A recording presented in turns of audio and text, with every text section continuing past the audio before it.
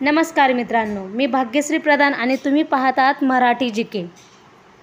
मित्रांनो, तुम्ही जर कोणत्याही कॉम्पिटिटिव्ह एक्झाम स्पर्धा परीक्षा MPSC UPSC देत असाल, सरळ सेवा परीक्षांची तयारी करत असाल तर हे प्रश्न खूप तुमच्यासाठी महत्त्वाचे होणार आहेत।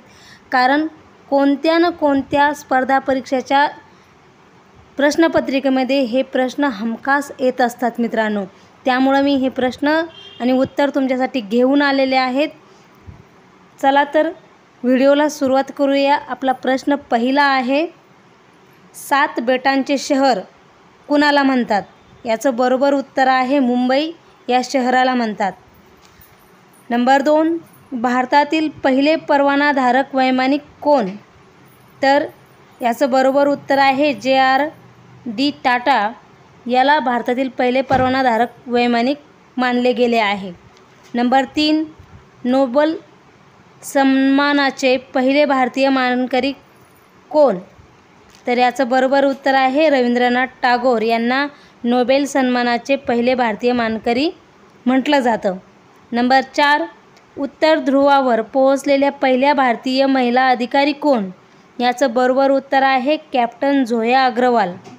नंबर 5, इंग्लिश खाडी पोहून जाणारा पहिला भारतीय सांगा। याचं बरोबर उत्तर आहे मिहिर सेन। पुढचा प्रश्न आहे नंबर 6, पिसाचा झुलता मनोरा कोणत्या देशात आहे? याचं बरोबर उत्तर आहे इटली या देशात आहे। प्रश्न 7वा आहे, मोनालिसा या जगप्रसिद्ध चित्राचे चित्रकार कोण आहेत? तर याचं बरोबर उत्तर आहे लिओनार्दो दा व्हिंची।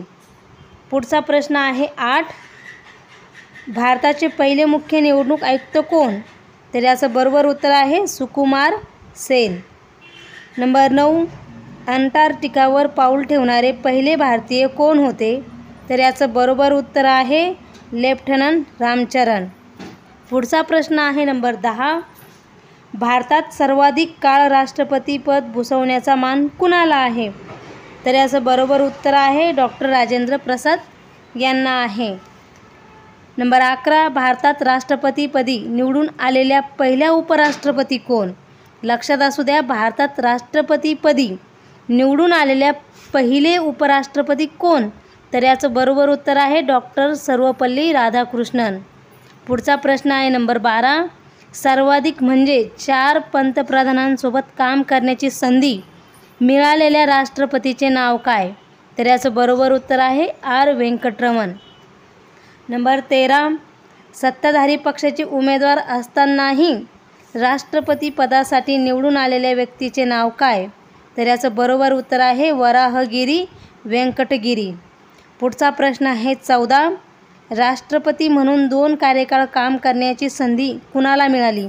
याचं बरोबर उत्तर आहे डॉक्टर राजेंद्र प्रसाद। पुढचा प्रश्न आहे नंबर 15, राष्ट्रपती म्हणून उपराष्ट्रपती म्हणून 2 कार्यकाळ काम करण्याची संधी कुणाला मिळाली? याचं बरोबर उत्तर आहे डॉक्टर सर्वपल्ली राधाकृष्णन यांना उपराष्ट्रपती म्हणून 2 वेळा कार्यकाळ करण्याची संधी मिळालेली आहे। नंबर 16, कोणत्या देशाला मध्यरात्रीच्या सूर्याचा देश असे म्हटले जाते?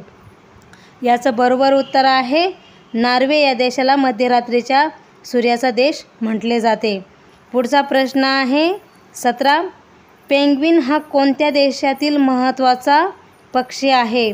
तर याचं बरोबर उत्तर आहे अंटार्क्टिका या देशातील महत्त्वाचा पक्षी आहे। नंबर 18, सागाच्या लाकडाची निर्यात कोणत्या देशात सर्वाधिक होते? याचं बरोबर उत्तर आहे म्यानमार या देशात होते। मित्रांनो, तुम्ही जर खरोखर स्पर्धा परीक्षांचा अभ्यास करत असाल, मनापासून जिद्द असेल, तर तुम्ही या प्रश्न क्रमांक 19 याचं उत्तर द्या। कोणत्या देशातून सोन्याची सर्वाधिक निर्यात होते? याचं उत्तर तुम्हाला कमेंट करून सांगायचं आहे।